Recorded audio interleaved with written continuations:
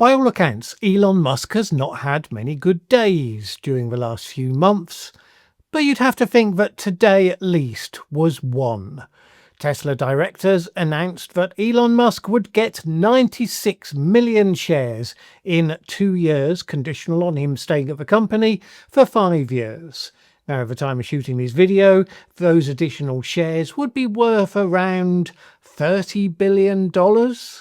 And it's described as just the first step in a longer-term chief executive compensation strategy to add to his current Tesla shares, valued currently at around $125 billion. Because, 125 billion is just never enough.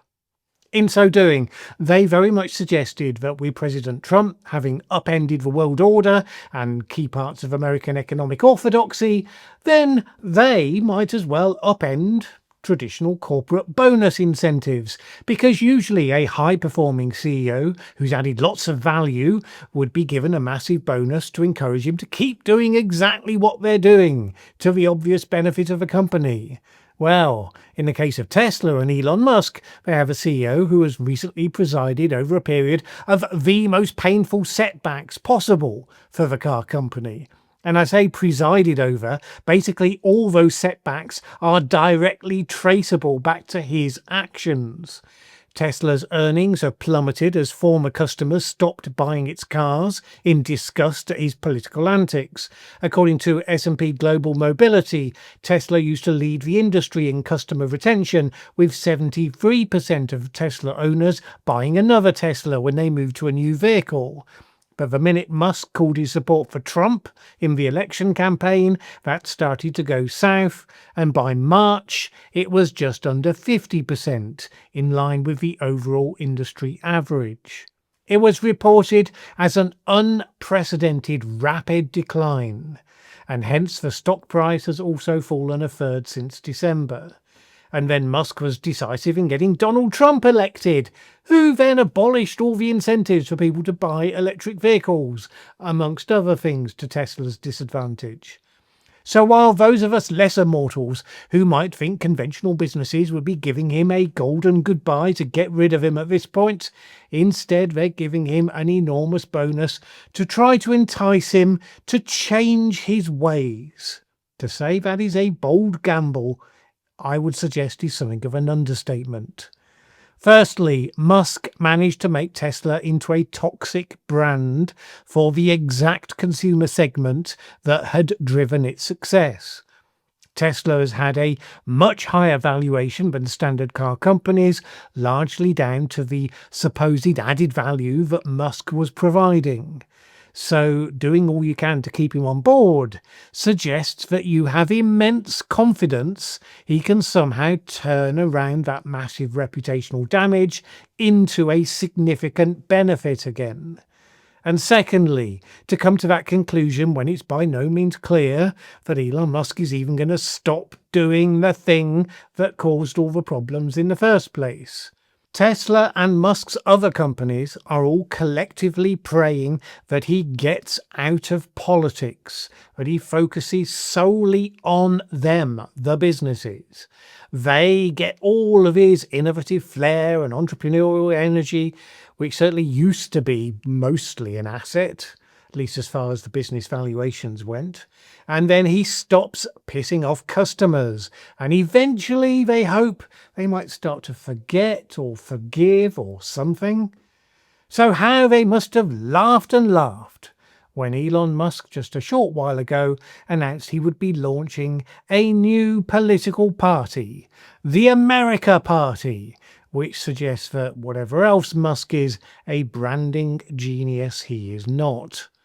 He was motivated to announce it because of his disgust about the massive increase in America's debt burden and annual deficit, codified into President Trump's recent budget bill, which is a fair criticism and could legitimately form the basis of a populist challenger to the two-party system, as it did in 1992 with Ross Perot's candidacy on the same issue. Early last month, Musk said the new party would focus over the next year on the midterm elections and would limit its activities to a few key swing states. It might consider a presidential candidate for 2028, but that was not the point of interest right now. Interestingly, a recent poll found that nearly half of voters would consider joining a third party, which I think is a solid indicator of how deeply unsatisfactory many people find the current status quo choices from the two-party system in the United States. Just one snag though, that poll found that half of voters would consider joining a third party so long as it wasn't one created by Elon Musk. If you want a new party, you must by definition be pretty horrified at the farcical and anti-democratic antics of the last 6 months, and Elon Musk's Doge was a big part of that story. All of those tales about people randomly being fired, some of them then hired back again when they found out, what they actually did was quite important. Who knew? All those promises to save hundreds of billions of dollars, only to find that the whole operation may have cost more than it actually saved. Not much of an advertisement for a third party, really. Not much of an advertisement for a car company either, come to that. But now we have this announcement. A huge mountain of moolah for the richest man in the world, or second richest man, I think. He may be, now that he's fallen on hard times. Are they hoping it will change his behaviour? Or have they quietly made it clear that it depends on that change in behaviour? Because for all that SpaceX has probably blown up several rockets since Musk announced his new party, that whole move fast and break things in principle in action, not a thing seems to have been done to make the new political party happen. No formal filings, no teams being recruited or consultants taken on. And you look at Musk's Twitter feed, all about his businesses at the moment. And you probably have to look for his feed because it's not being algorithmically shoved in your face in the way that it previously was.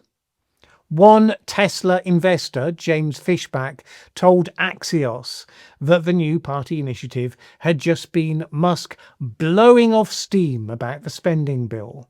His company Azoria had suspended a plan to launch a Tesla exchange-traded fund when Musk made the announcement. But now he said it was back on track, which was saying that the assumption was it wasn't going ahead. Dan Ives from Wedbush Securities told Axios that Musk had, quote, read the room. Shareholders don't want him in politics, and the Trump experiment gone bad with Musk was a significant dark time for Tesla shareholders. And he speculated that Musk would continue to spend money on political candidates that he supports, but it wouldn't be a major focus for his time in the way that running a new political party would be. I would suggest the other half of the room he was reading was probably politically interested friends, all speaking as one to tell him it was a dumb idea, guaranteed to sink him even deeper into the hole he'd already dug for himself. Now that bit's total speculation on my part. I feel pretty good about it though. There's also the other unseen factor, which is whether Musk has become aware of how difficult the Trump administration will make life for his businesses should he actually proceed with election challenges to the Republicans calculated to actually hurt their chances. Trump had muttered earlier in their blow-up about how an investigation could be launched into the various subsidies his businesses receive from government. You can extend that to all of the various legal investigations that conveniently got cancelled during the course of the Doge processes. After all, if Trump can suddenly one day, just suddenly out of the blue, come out and accuse Barack Obama of treason, puzzling how that still hasn't recruited in anything, given how serious an accusation it is, well, who knows what they could come up with to pin against Elon Musk. Bearing in mind it was rather Musk who supercharged the whole Jeffrey Epstein mess that Trump has been desperately trying to extricate himself from, because Musk tweeted that Trump was definitely in the Epstein files. Yes, those ones, the ones we're now told don't actually exist. Whatever Trump does or doesn't say in his inconsistent way about Elon Musk, you cannot imagine he's going to forget nor forgive that in a great hurry. Maybe pulling back on the new party is part of Musk's plea for clemency. We'll see. The trouble for Tesla is that it's hard to see exactly why lots of people suddenly start buying its cars again, at least on any reasonable time scale. It's likewise hard to see that Musk will be contained, kept in his corporate lane by being given a shed load more money, because, as previously noted, doesn't really need it. But he is impulsive, easily bored, inclined to drama, seeking to be the centre of attention. In the last couple of months, he hit rock bottom, probably taught him an important lesson, but it's a massively risky bet to suggest that now is the time and an added $30 billion is the means for him to make a triumphant return to form. Pretty sure that's not how I'd be spending my $30 billion if I had such a figure to hand, which I admit is an untestable proposition.